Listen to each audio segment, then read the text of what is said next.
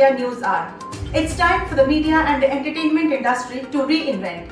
The media and entertainment industry has been disrupted like never before. Media conglomerates are seeking to build direct relationships between their brands and consumers.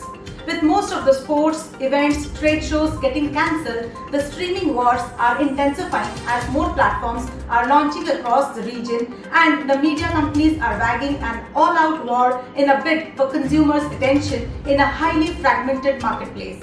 With millions of netizens facing unemployment, bringing most of the industries to a standstill across the globe, and unemployment is skyrocketing, while policymakers across countries race to implement fiscal and monetary measures to elevate the financial burden on citizens and shore up economies under severe strains.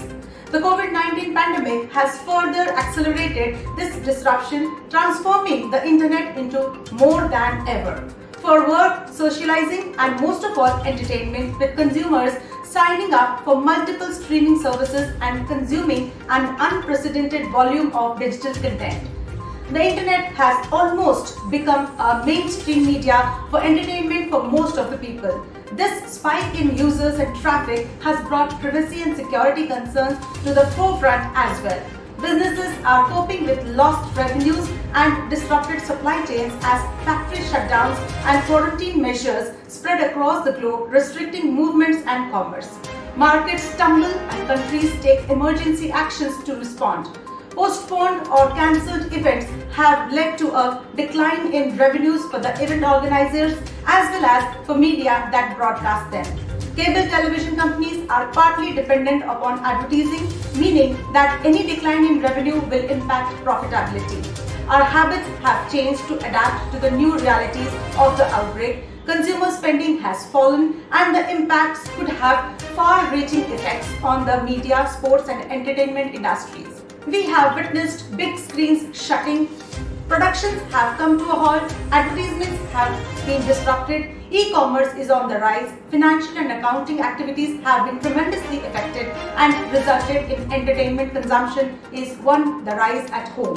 OTT players are booming and we all must have felt the shift in our content consumption patterns. Let's look into today's headlines in VAR India. Massive ransomware attack on Paytm Mall. Paytm Group suffers a massive data breach. Paytm Mall hacked and ransom demanded. The cybercrime group demanded ransom after gaining unrestricted access to the entire databases of Paytm Mall. Although the e-commerce platform denied the claims, sources said Paytm Mall app allows consumers to shop from 140,000 registered sellers. Paytm Mall is a B2C model inspired by China's largest B2C retail platform, Tmall.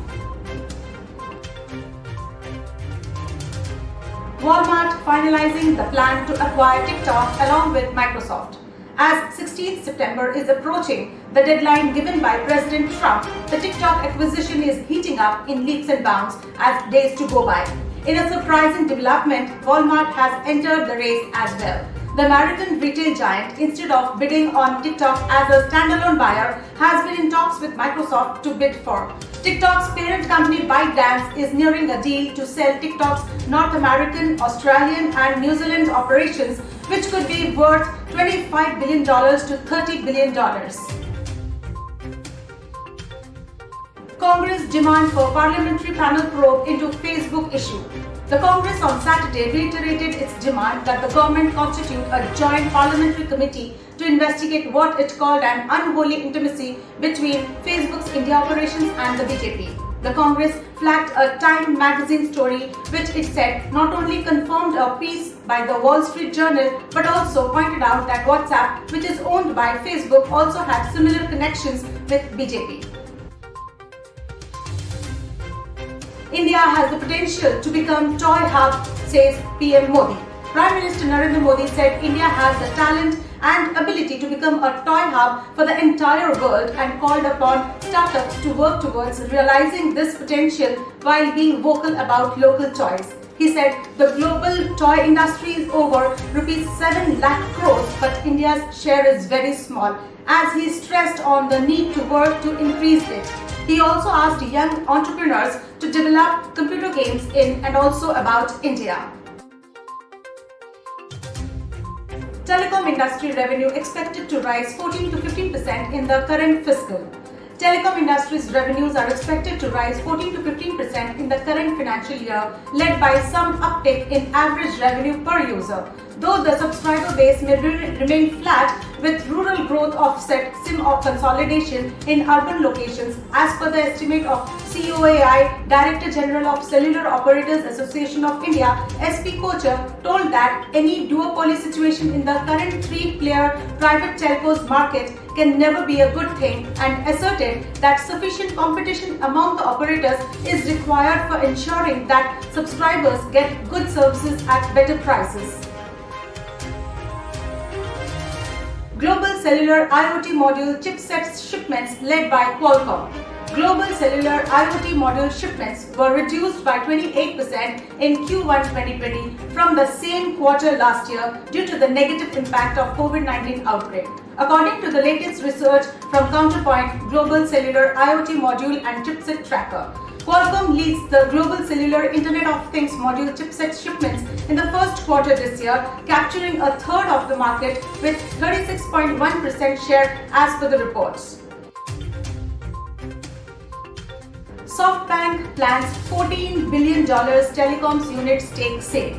Masayoshi Son's SoftBank Group said it would sell a $14 billion chunk of its Japanese mobile unit through the asset sale. It has aimed at bolstering the company's debt-laden balance sheet.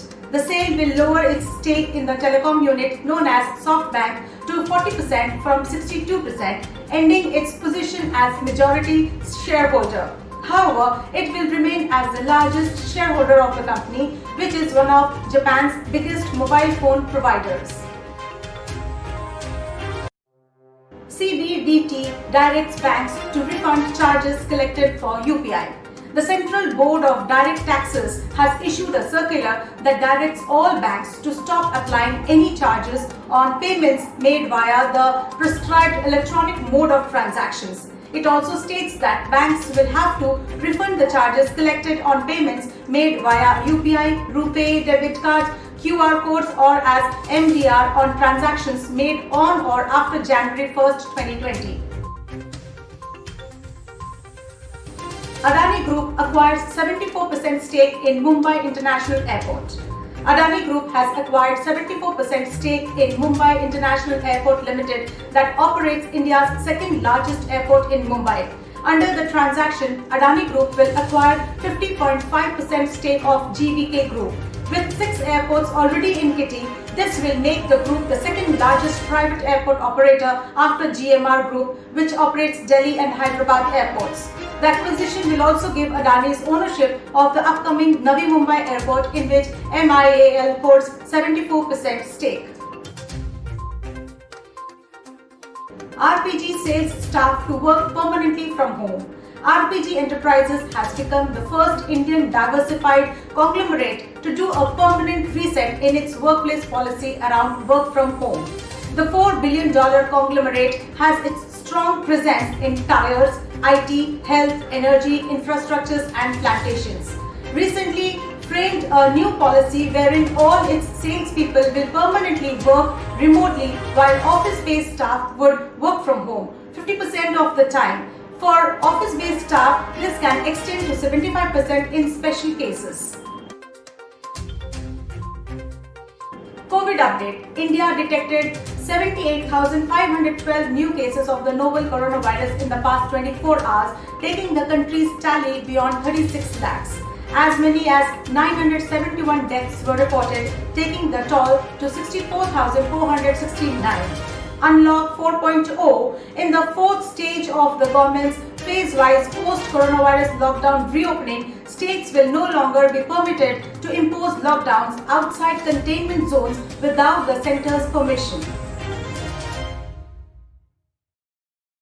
We have witnessed the streaming wars intensify. With this, consumers expect to see more diverse on-demand options in the year ahead.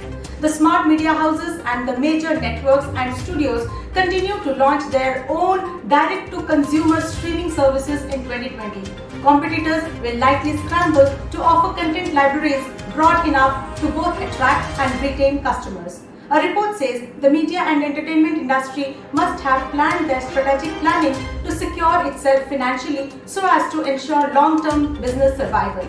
Consolidation of cloud migration, process automation and data processing will be the latest buzzwords.